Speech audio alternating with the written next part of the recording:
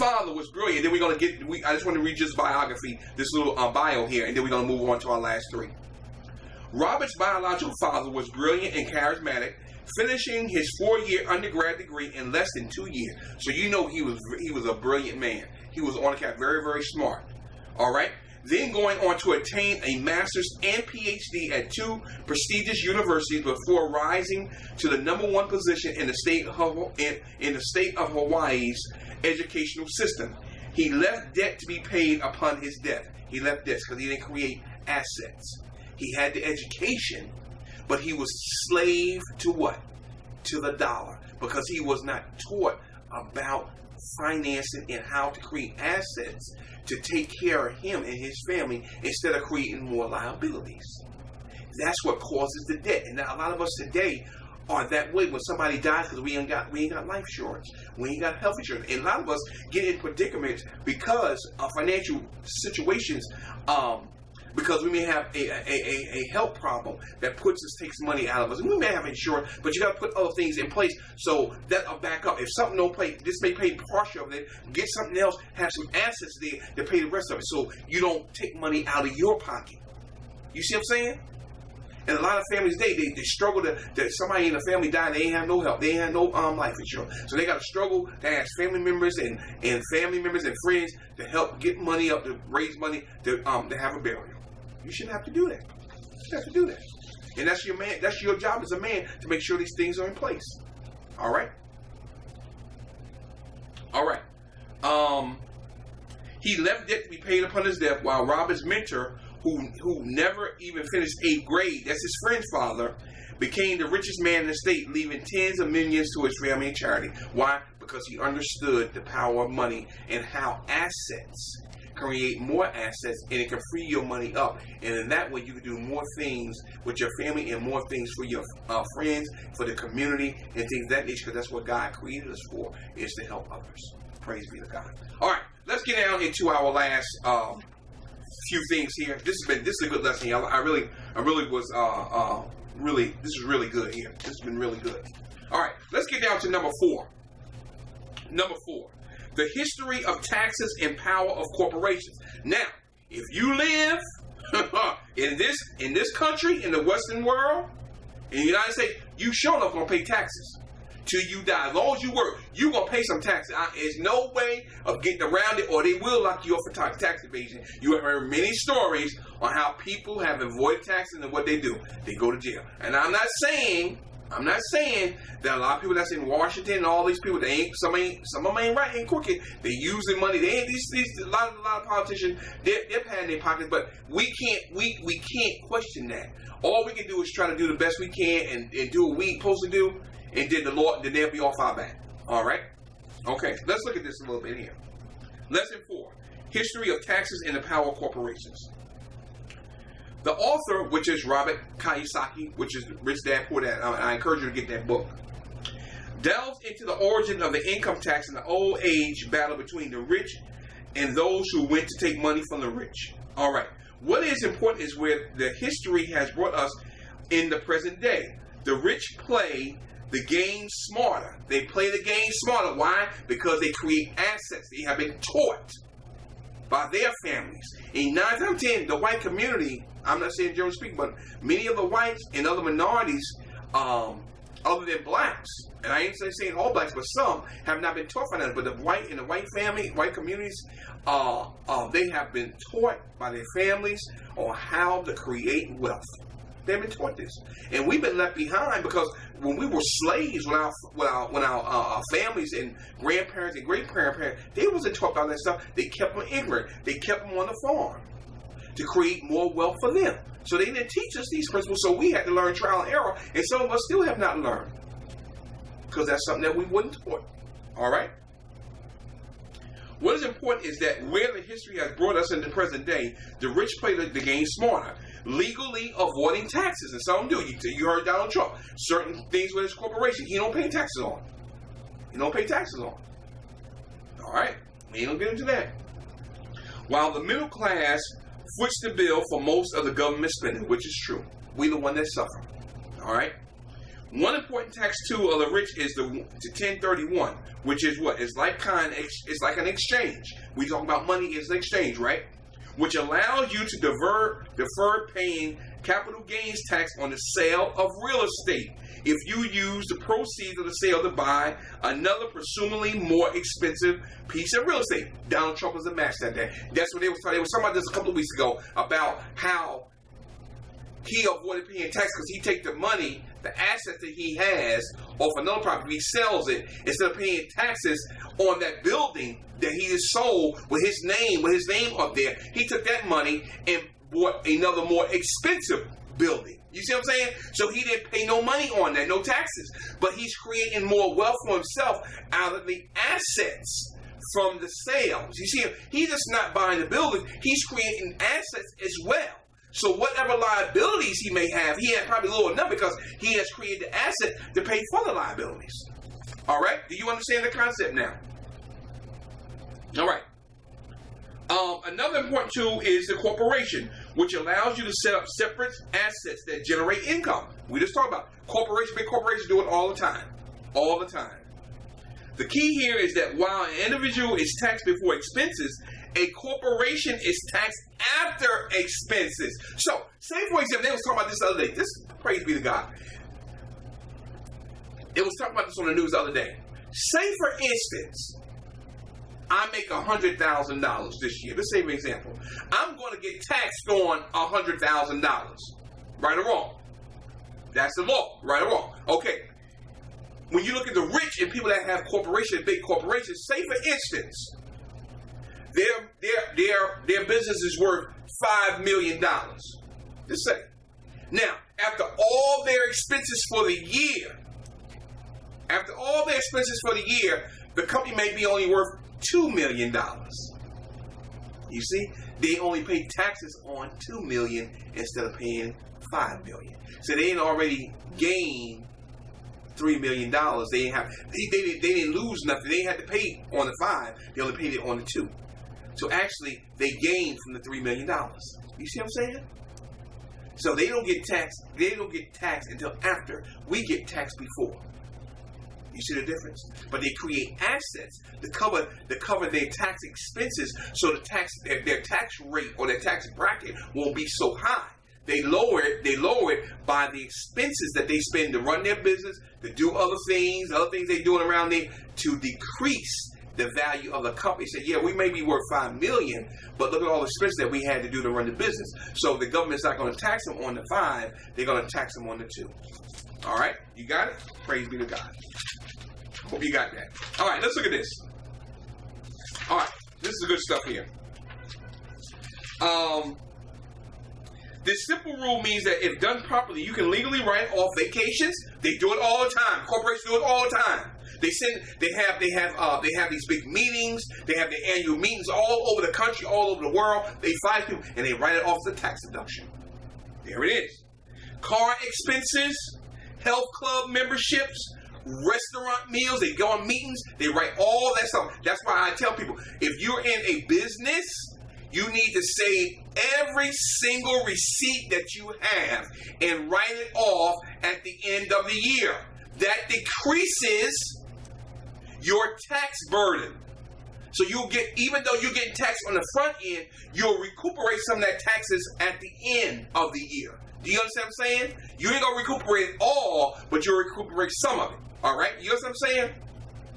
So you have to use it. So if, say for instance, you work a taxi cab part time, all right, and you're using you work a taxi cab and you're using that, and say you use your car. I'll just give you a perfect example. I do Uber part time.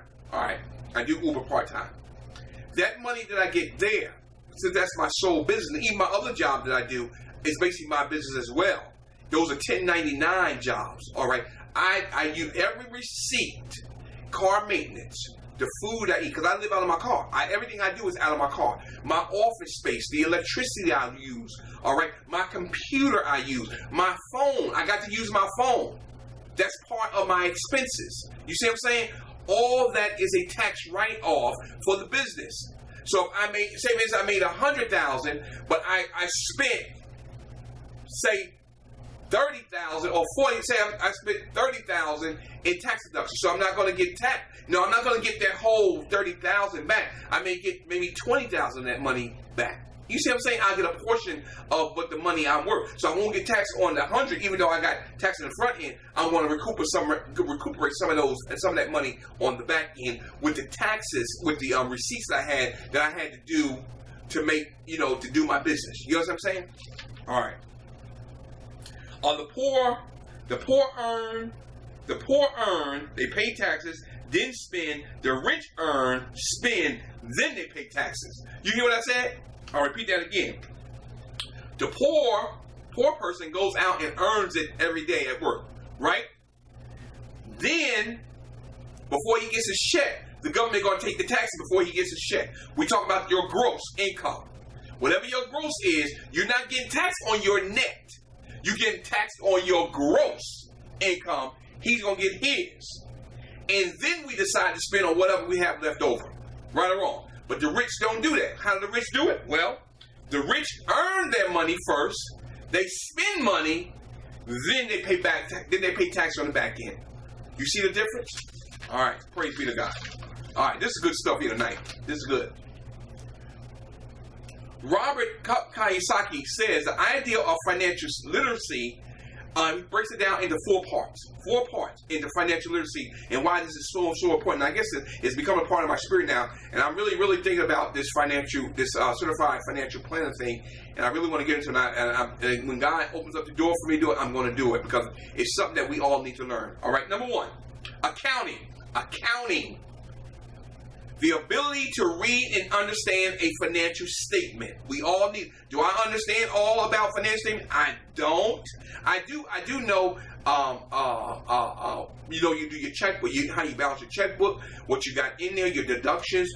Your credits and your debits. Yes, you understand it. That's part of your financial statement sheet when it comes to your bank. But there's other financial statements. If you're in your business, there could be other areas in there. You got to understand how to read that. Okay, that's accounting. You need to know. Number two, investing. You need to know about investing. These are four things that you got to understand. And we're going to, I think, and I thank you, Lord, for that. Thank you, hallelujah. What we're going to do, I think we're going to deal with these four areas in a later broadcast about financial literacy.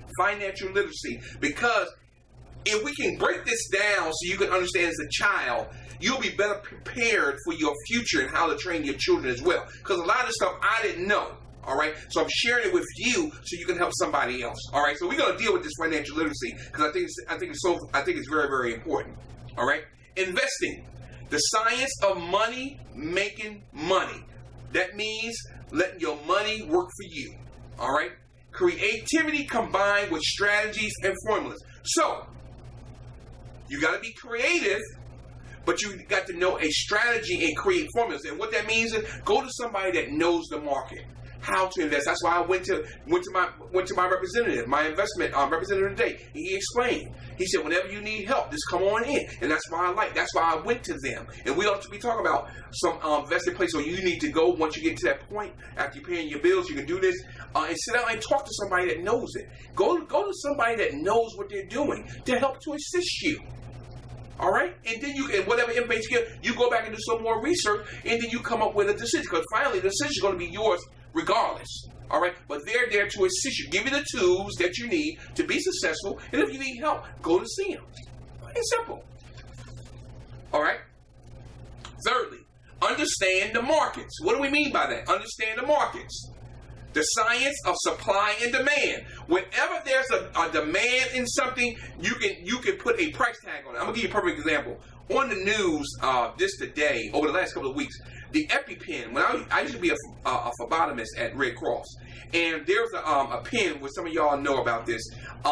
Especially in Red Cross, if somebody went into an epileptic fit or a seizure, you would use the pen, the EpiPen, to send medicine into their body to calm them down and bring them back to normal. And there's other people out here that have these epilepsy occurrences in their lives, and they need the EpiPen. And I'm gonna tell you what they did. This company, Maslac or Maysac or something like that. The EpiPen, I think at one time was cost like $300. They have boosted the price up so much. I think it was like $3,000 to $4,000.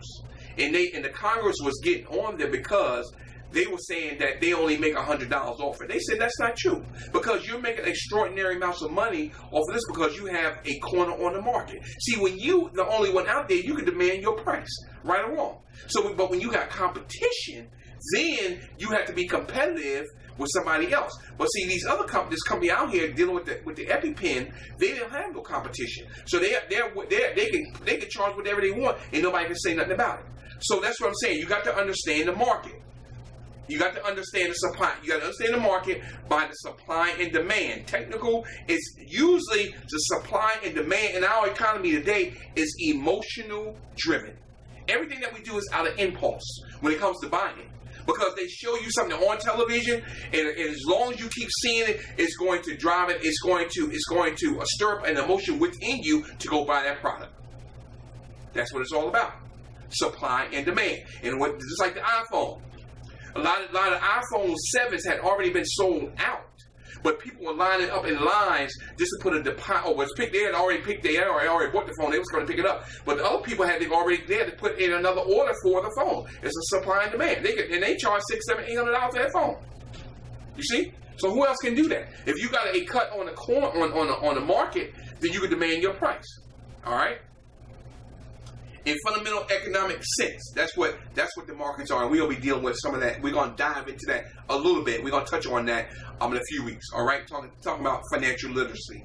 All right. 4, you got to understand the law, understanding taxes and avoiding lawsuits. Very, very important. You need to have somebody on your side to help you to understand the laws of the land to avoid that. And I asked my representative about that today, about paying taxes. Is it better for me to pay up front or pay it in the end? He said it doesn't matter. You're going to pay the tax anyway. I said, you're right. I got to pay it. So it's no getting around it. You're going to have to abide by the law to avoid lawsuits. And that can really wipe you out. You get to a position like that, it can really hurt you and destroy your livelihood, your family, and the things that you have achieved. All right? All right. Lesson number 5. The rich invest money. The rich invest money. 300 years ago, land was wealth. And that's so true. And to this day, it is too. If you get the right property, it can create wealth for you. All right? That's an asset. All right?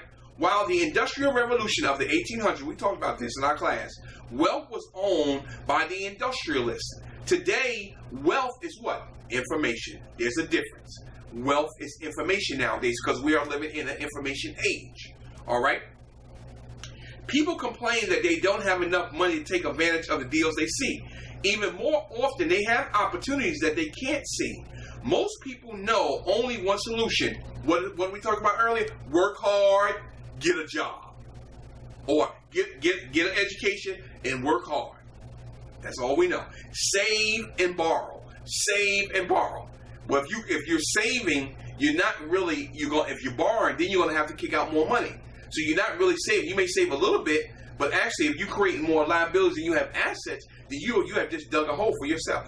Right or wrong? Okay. They don't understand that both luck and money are things that are created. In contrast, the rich know that their mind is their most valuable asset, the mind. You got to change the mindset about how you think about money. All right? Essentially, you have 2 options in life. You got 2 options. What are they? 1, work hard, pay taxes, save anything left over, because that's what you're doing. You get the leftovers, and get taxed on the savings, because you're going to get taxed on it either way. Number 2, take the time to develop your financial intelligence. What's intelligence? Information. Wealth is information. And harness the power of your brain to create what? Assets. There it is. Most people buy package investments from real estate companies. From real estate companies, stockbrokers, etc. I went today because I was thinking about doing a package, but he said that when I was looking at one may not be beneficial for me at my age, but there's something else that can benefit me just as good as that. All right. The rich create investments by assimilating a deal of selves. To do this, you need to develop 3 skills. And what are those skills? 1, how to find an opportunity that everyone else has missed. So you got to be in it to win it, but you got to know. You got to know somebody that can feed you. If you don't know the information, then you need to ask around. All right? How to raise money. All right? How to raise money. And 3, how to organize smart people. Because you're in this world, but you're not in this world alone. You're not an island. We can all work together to create a common